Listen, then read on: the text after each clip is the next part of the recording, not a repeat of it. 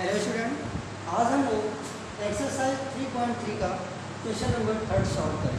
ठीक है, तो क्वेश्चन नंबर 3 में कई पार्ट्स हैं, तो मैं पहले आपको फर्स्ट पार्ट बता रहा हूँ। ठीक है, क्वेश्चन में क्या है कि the difference between two number is 26। तो ये दो नंबर हैं जिनका डिफरेंस क्या है 26। तो आप यहाँ पे क्वेश्चन को पढ़ते रहो और अपने क्वेश्चंस को बनाते रहो, तो आप इजीली क्वेश्चंस को सॉल्व कर सकते हो। The difference between two number, हमने यहाँ पे दो नंबर सपोज कर लिया x और y। आप यहाँ पे राइट कर सकते हो लेट द नंबर ये x एंड y। ठीक है, तो ये काम आप कर सकते हो। तो मैं यहाँ पे डायरेक्टली आपको यहाँ पे बताने वाला हूँ कि the difference between two numbers is 26। मैंने सपोज कर लिया वो two numbers x and y और इनका जो डिफरेंस है वो कितना है 26। क्लियर। सेकेंड कंडीशन क्या है कि one number is thrice times the other.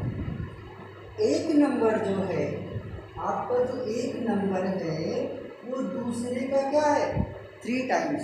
क्या है, एक नंबर जो है वो आपका दूसरे का क्या है वो 3 टाइम्स है। और यहाँ से आपको मिल गया सेकेंड। इसको बात समझ में आ गई। आपके पास दो नंबर x और y, इसका जो डिफरेंस है वो कितना है 26। सेकेंड कंडीशन में क्या बोला कि वन नंबर इज 3 टाइम्स का अदर का 3 टाइम्स है हमारा फर्स्ट। ठीक है, तो आपको ये सेकेंड इक्वेशन मिल गया। अब इसे सॉल्व करना है सब्स्टिट्यूशन मेथड से। इसे सब्स्टिट्यूशन मेथड से कैसे सॉल्व करोगे, बहुत ईजी है, आप पहले भी पढ़ चुके हो। x की वैल्यू कितनी मिल रही है 3y मिल रही है। सीधा सीधा आप इस वैल्यू को फर्स्ट इक्वेशन में पुट करोगे। Now putting the value of x in equation number first, then we get at the place of x we can write 3y here. 3y minus y is equal to 26. 3y minus y is equal to 26. Then 2y is equal to 26 and y is equal to 26 by 2 30. ठीक है, तो यहाँ से आपको जो y की value थी कितनी मिल गई 30 मिल गई। तो एक नंबर आपको मिल गया 30। सेकेंड क्या होगा, from second equation, from second we get x is equal to 3y। y की वैल्यू क्या हो सकती है 30, 3 to 30, then x equal to 30। तो आपको दो नंबर जो अननोन थे वो मिल गए, एक था 39, दूसरा था 30। ठीक है, आप ये कैसे समझोगे कि आपका जो आंसर आया वो सही है। x की वैल्यू 39 है, y की वैल्यू 30 है, दोनों का डिफरेंस देखो कितना आ रहा है। 9 में से 3 माइनस करोगे 6 आए, 3 में से 1 माइनस करोगे 2 आए। मीन्स दोनों का डिफरेंस 26 आ रहा है। मीन्स आपके आंसर क्या है, बिल्कुल राइट। क्लियर।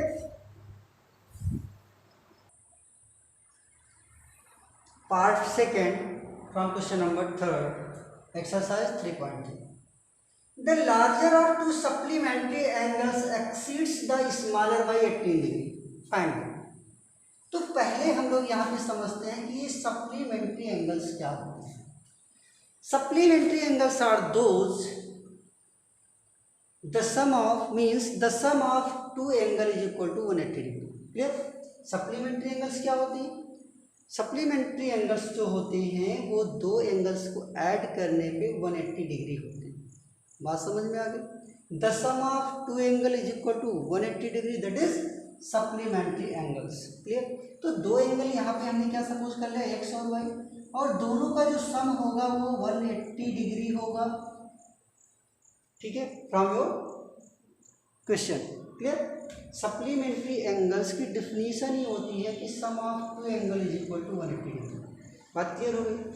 सेकेंड कंडीशन क्या है कि जो सप्लीमेंट्री एंगल्स हमारे हैं, जो उसमें का एक लार्जर है दूसरा स्मॉलर होता है। क्लियर। तो दोनों में 18 का डिफरेंस है। कितने का 18 का, मतलब एक नंबर दूसरे से 18 बढ़ जा रहा है। बढ़ जाने का मतलब क्या, दोनों में जो डिफरेंस आ रहा है वो 18 का है। मीन्स x माइनस वाई जो है वो कितना है आपका 18 है। और ये मिल गया आपको सेकेंड इक्वेशन। सब्स्टिट्यूशन मेथड से सॉल्व करना है। क्या करोगे, यहाँ पे आप राइट कर सकते हो from second x equal to 18 plus y. Clear. x is equal to 18 plus y. Substitution method के बारे में आपको मैं बता चुका हूँ। इस x की वैल्यू को आपको इस x के प्लेस पे यानी कि क्वेश्चन नंबर फर्स्ट में पुट करना है। So we can write from first, x के प्लेस पे क्या write, to at the place of x we can write 18 plus y, 18 plus y equal to 180 degree. Clear, y 2y is equal to 180 minus 18, then 2y is equal to 180 से 18 को minus करना है, तो 10 में से अगर 8 माइनस कर दो 2 आया, 7 में से 1 गया 6 और ये 1। ठीक है, इसके बाद आप क्या राइट कर सकते हो, 2y is equal to sorry y is equal to 162 upon 2, 2 8 जा 16 एंड 2 1 जा 2, तो y की वैल्यू आपको क्या मिल गई, 8 मिल गई। अभी क्या चाहिए हमें, x की वैल्यू चाहिए। हम इसे थर्ड इक्वेशन सपोज कर लेते हैं।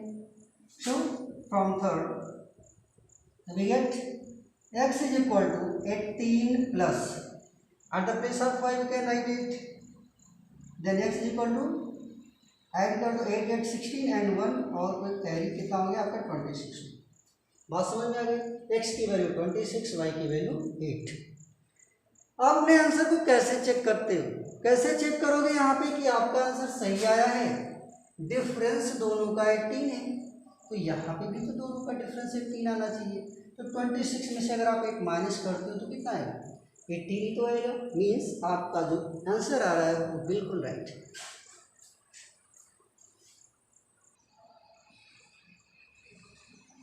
Question number third and part third. ठीक, तो इस क्वेश्चन को कैसे सॉल्व करोगे, क्या लिखा हुआ है, the coach of a cricket team was 7 bats, क्या करता है वो 7 बैट खरीदता है। ठीक है, कितना, 7 बैट। बैट को मैं यहाँ पे एक्स सपोज कर लेता हूँ, आप यहाँ पे राइट कर सकते हो statement, let the number of bats be x and number of balls be y. Clear, तो यहाँ पे मैंने बैट को एक्स सपोज कर लिया, तो आपका ये 7x हो गया, और फिर 6 बॉल को मैंने वाई सपोज कर लिया। तो 7 बैट और 6 बॉल का जो कास्ट प्राइस है वो कितना है, 3800। This is first equation.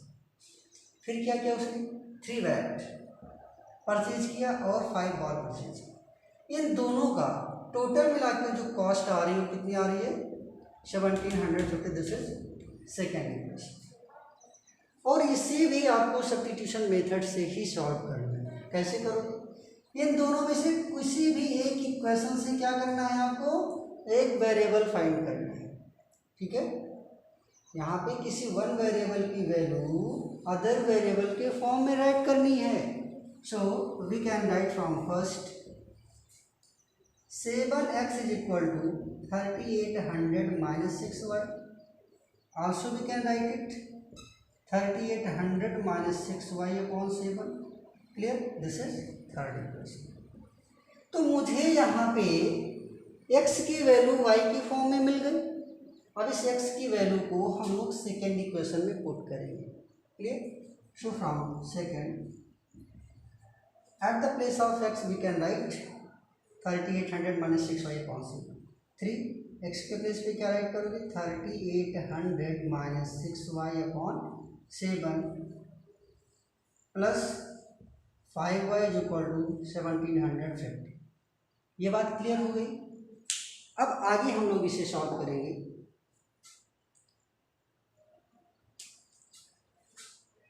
ये आपका मल्टीपल हो जाएगा, 3 का मल्टीपल आपका 3800 में हो जाएगा, तो वैल्यू कितनी हो जाएगी आपको, थोड़ा सा मैं रफ कर देता हूँ।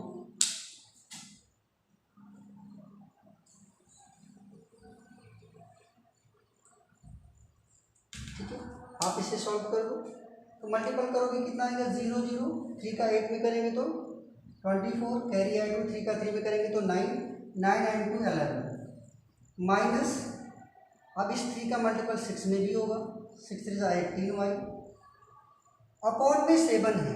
क्या है, अपॉन में 7 है। अगर ये फ्रैक्शन पार्ट है तो इसको भी फ्रैक्शनल में चेंज कर लो, फ्रैक्शनल पार्ट में। ठीक है, मीन्स ये 3 का मल्टीप्लाई हो गया और इस क्रॉस मल्टीप्लाई करो, तो 1 का 3 में करा और 3 का करा मैंने इसमें। ये बात समझ में आ गई। तो 7 का किस में करोगे, 5 में, तो 7 का तो 35 हो गया, और अपॉन में क्या बचा आपका, 7 1 जा 7 इक्वल टू 1750। यहाँ तक आपको बात समझ में आ गई। आप देखो करना है, दिस 35y प्लस में है, 18y माइनस में, ये सब्ट्रैक्ट हो जाएगा, कितना बचेगा, प्लस में वैल्यू आएगी क्योंकि प्लस वाली वैल्यू ज़्यादा है। तो 35 में से 18 माइनस करो कितना आएगा, 15 में से 8 माइनस कर दो 7 हो गया, और 2 से 1 माइनस करोगे तो 1 इज इक्वल टू, ये 7 यहाँ पे जाके मल्टीपल हो जाएगा क्योंकि इसको भी आप फ्रैक्शन में चेंज कर सकते हो। 7 0 0 और 7 का 5 में करेंगे तो, या तो आप डायरेक्ट ऐसे भी लिखा रहे हैं तो आपको क्या प्रॉब्लम, चलो ठीक है इसको हम लोग सब्ट्रैक्ट करेंगे। तो 7 0 0 7 5 35 3 आया, 7 7 49 49 एंड 3 कितना आएगा, 52 आएगा, ठीक है। और 7 1 7 और कितना 5 12 हो गया। ये बात क्लियर होगी। अब करना क्या है, आपको यहाँ पे ट्रांसपोज करके इसे सॉल्व करना, आपको वाई वेरिएबल की वैल्यू फाइंड आउट करनी है, ठीक है। तो आप क्या राइट कर सकते हो,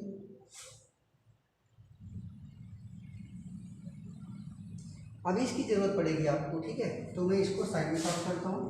17y equal to this minus this, clear. आपने इस वैल्यू को ट्रांसपोज कर दी, then we can write 17y equal to 0 5 12 से 4 माइनस करेंगे तो 8 आएगा, क्लियर। तो 850 आया, then y equal to 850 upon 17, then we get y equal to 50, clear. तो y की वैल्यू मुझे यहाँ पे क्या मिल गई, 50 मिल गई। अब इस y की वैल्यू को हम लोग इस क्वेश्चन नंबर 3 पे क्या करेंगे, पुट कर देंगे। x is equal to 3800 minus 6 into 50 upon 7, then we can write x is equal to 3800 minus 300 upon 7, ये वैल्यू आपकी हो जाएगी कितनी, 3500 upon 7, then we can write x is equal to 500, clear. तो यहाँ से आपको x की वैल्यू 500 मिलती है और y की वैल्यू कितनी मिल रही है, 50 मिल रही है। तो बोला क्या है, find the cost of each bat and each ball. तो एक बैट की कीमत क्या मिल गई आपको, 500 रुपये, और एक बॉल की कीमत क्या मिल गई आपको, 50 रुपीज़, क्लियर।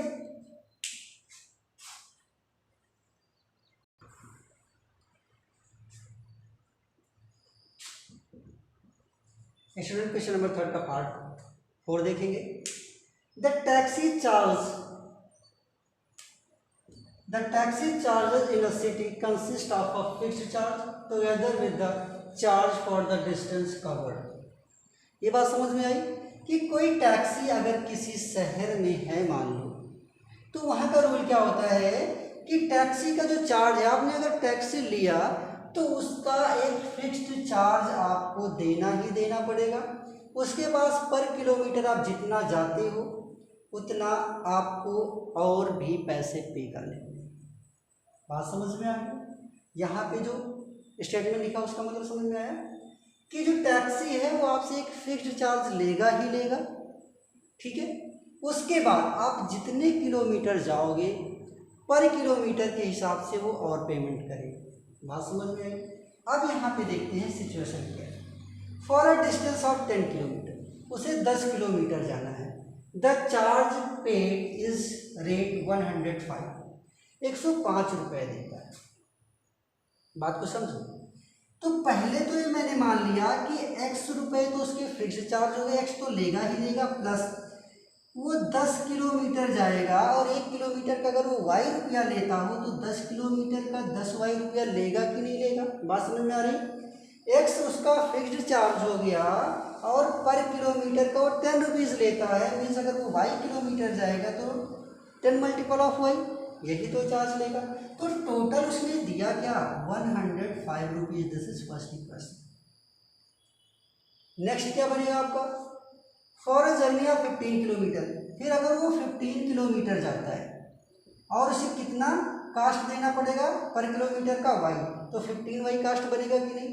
एंड प्लस एक तो फिक्स चार्ज उसका एक सही है, अब वो कितना पेमेंट कर रहा है, 155। This is second equation. तो इतनी बात तो आपको समझ में आ गई। यहाँ भी पूछा गया था कि what are the fixed charge, मतलब x की वैल्यू फाइंड करनी and the charge per kilometre, और y की वैल्यू फाइंड आउट करनी थी। आगे क्वेश्चन में क्या है, how much does a person have to pay, एक व्यक्ति को कितना रुपया देना पड़ सकता है for travelling a distance of 25 kilometre. अगर वो 25 किलोमीटर जाता है तो 25 किलोमीटर जाएगा तो वाई रेट के हिसाब से 25 वाई इतना वो पे करना पड़ेगा और प्लस फिक्स चार्ज उसका एक्स है।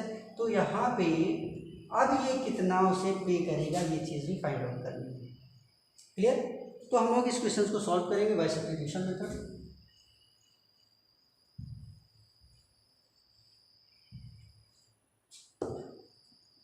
क्वेश्चन नंबर फर्स्ट या सेकंड से भी आप कहीं से भी एक्स वेरिएबल की वैल्यू को फाइंड आउट कर सकते हो। ठीक है, so from first we get x is equal to 105 minus 10y. Now putting the value of x in equation number second, so we can write from second. At the place of x we can write 105 minus 10y in equation number second.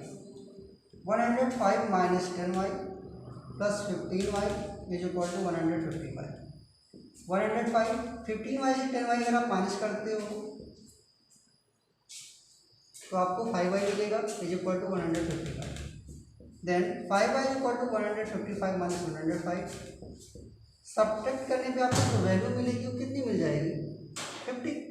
So we can write y is equal to 50 upon 5. Now we can solve it. Then we get y is equal to 10. Clear? y की value आपको यहाँ से 10 मिल चुकी है. y की value आपको यहाँ से 10 मिल चुकी है और मैं इसे क्वेश्चन नंबर थर्ड सपोज करता हूँ. अब इस y की वैल्यू को क्वेश्चन नंबर थर्ड पे पुट करेंगे. So from third we get x is equal to 105 minus 10 multiple of 10. At the place of y we can write 10. Clear? Then x is equal to 105 minus 100. Then x is equal to 5. Means जो उसका fix charge था वो 5 rupees था और जो उसका additional charge था पर किलोमीटर का वो कितना था 10 रुपीज़. बात समझ में आ गई? आगे क्वेश्चन में क्या था कि अगर वो 25 किलोमीटर की ट्रैवलिंग को कवर करता है, ट्रेवल करता है 25 किलोमीटर, तो कितना चार्ज उस पर्सन को पे करना पड़ेगा. तो x की वैल्यू आपकी कितनी आई है 5 plus 25 and multiple of 10 is equal to 5 plus 250 is equal to 300. Means अगर वो पर्सन 25 किलोमीटर ट्रेवल करता है तो उसको 300 रुपीज़ पे करना पड़ेगा. Clear?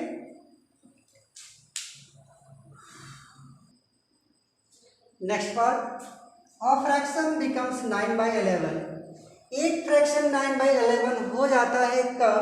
If 2 is added to both the numerator and the denominator. Clear? तो फ्रैक्शन आप सपोज कर लो. Let the fraction B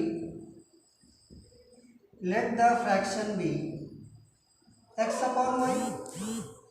fraction में न्यूमरेटर डिनोमिनेटर होता है ना, तो मैंने यहाँ पे जो फ्रैक्शन था वो मैंने सपोज कर लिया x अपॉन वाई. क्लियर? क्या लिखा हुआ? A fraction become 9/11. एक फ्रैक्शन 9/11 हो जाता है कब? When 2 is added to both the numerator and denominator. अगर मैं न्यूमरेटर में भी 2 ऐड कर दूं और डिनोमिनेटर में भी 2 ऐड कर दूं तो मुझे 9/11 मिलता है. क्लियर? तो ये मिल गया आपको फर्स्ट इक्वेशन. सेकेंड कंडीशन क्या है? If 3 is added to both the numerator and denominator. अगर इस फ्रैक्शन के न्यूमरेटर में भी 3 ऐड करूं और डिनोमिनेटर में भी 3 ऐड करूं तो जो फ्रैक्शन मुझे मिलेगा वो क्या मिलेगा? 5/6 मिलेगा. This is second equation. Clear? तो मैं इसे सॉल्व नहीं कर रहा हूँ, आप लोग इसे सॉल्व कर सकते हो. क्रॉस मल्टीप्लाई करके इसे x और y में आप इक्वेशन बना लेना और सेम ऐसे ही सेकेंड इक्वेशन को ट्रांस और क्या करना है आपको फिर सब्स्टिट्यूशन मेथड से आपको इसे सॉल्व करना है. अगर आता है तो आप कमेंट में जरूर राइट कीजिएगा. मैं इसका सॉल्यूशन भी आप लोगों को बता दूंगा. Clear?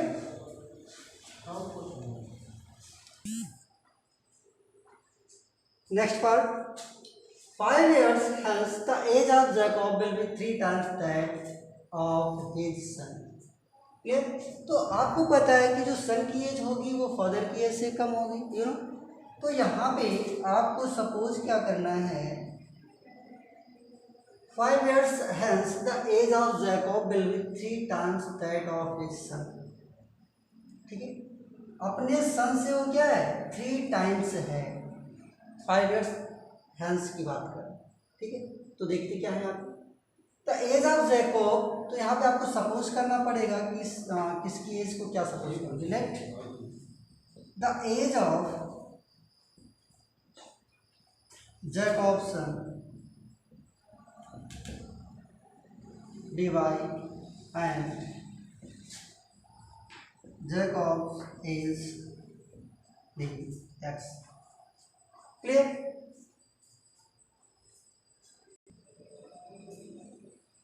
Let the age of Jacob's son dy and Jacob's as be x. ये आपने सपोज कर, ठीक है। अब मैं सीधा सीधा यहाँ पे आपको इक्वेशन लिखूंगा और इसे मैं सॉल्व करना सीखूंगा। तो अगर आपने यहाँ पे सन को y सपोज किया हुआ है और फादर को x सपोज किया हुआ है, तो अकॉर्डिंग टू क्वेश्चन क्या लिखा है 5 years हैंस मीन्स 5 साल बाद। तो पहले तो x एज थी, तो 5 साल के बाद x + 5 हो जाएगी फादर की, ठीक है। मतलब क्या होता है एज जो होती है दोनों को कंटिन्यूअस उसी रेशियो में बढ़ेगी। तो अगर फादर की एज बढ़ रही है तो क्या होगा सन की एज भी तो बढ़ेगी उसी रेशियो में, वो भी y + 5 हो जाएगा, 5 साल दोनों में बढ़ जाएगा। ये बात क्लियर होगी। फिर अकॉर्डिंग टू क्वेश्चन क्या बोला 3 टाइम्स, जो सन है वो 3 टाइम्स होगा अपने फादर का, तभी तो दोनों में इक्वेशन इक्वल होगा। क्लियर? तो ये आपको मिल गया है फर्स्ट इक्वेशन। सॉल्व करोगे तो क्या आएगा x + 5 = 3y + 15, x - 3y = 15 - 5 means 10। This is first equation. Clear हो गया। सेकेंड की बात करते हैं 5 years ago, मतलब 5 साल पहले की बात कर रहा है। 5 years ago का मतलब 5 years ago पहले की बात कर रहा है, मीन्स अगर प्रेजेंट एज उसकी x और y है तो 5 years ago का मतलब 5 साल पहले, दोनों में 5 साल जो उसकी एज थी वो कम होगी कि नहीं होगी, ठीक है। कंडीशन क्या बोला है 7 टाइम्स, तो जो सन है वो 7 टाइम्स होगा तभी तो फादर के इक्वल आएगा। बात समझ में आ गई। इसे सॉल्व करेंगे x - 5 = 3y - 15, then x - 3y = 15 और ये 5, ठीक है। ये 15 और 5 जाके ऐड होगा तो कितना बनाएगा यहाँ पे, ये 10 आएगा। कितना टाइम्स था यहाँ पे 100, सॉरी ये 7 टाइम्स है। यहाँ पे क्वेश्चन में लिखा हुआ कितना टाइम्स 7 टाइम्स। ये होगा आपका 7y - 35, 7y - 35, x - 7y = 35 + 5, ये वैल्यू अगर ट्रांसपोज करोगे फर्स्ट होगी तो कितना आ गया आपका -30। This is second equation. इन दोनों इक्वेशंस को हम लोग सब्स्टिट्यूशन मेथड से सॉल्व करेंगे, ठीक है। तो देखते हैं क्वेश्चन नंबर फर्स्ट और second. From first we can write x is equal to 10 plus 3y. Now putting the value of